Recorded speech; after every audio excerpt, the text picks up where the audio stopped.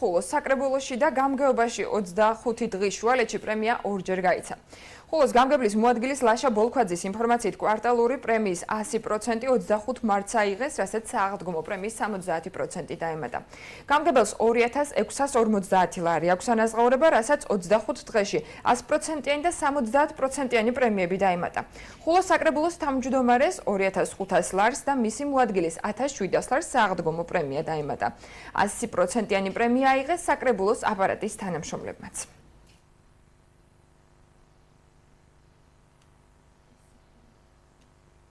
საშუალოდ თანამშრომლების ხელფასი არის 560-დან 1000 ლარამდე, 1000 ლარი მაქვს მე და 560 და იმის ქვემოთ თანამშრომლებს დანარჩენებს. სულ გავეცით აპარატის თანამშრომლებს 5310 ლარი.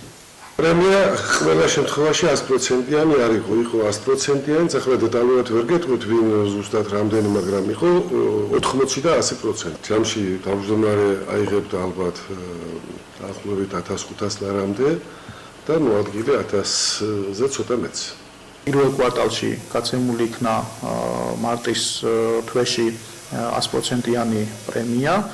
გარდა ამისა, იმ ვაკანტურ თანამდებობებზე, რომლებზეც არ მუშაობდნენ პირველი კვარტალის განმავლობაში თანამშრომლები, წარმოიშვა გარკვეული ეკონომიები, რომელიც დამატებით გამოყენებული იქნა სააღდგომო პრემიის გასაცემად. გამგებლის ხელფასი წარმოადგენს 2650 ლარს, პრემია იქნა გაცემული 70% ოდენობით, მოადგილის ხელფასი წარმოადგენს 1300 ლარს, გაცემული იქნა ასევე 70% ოდენობით პრემია.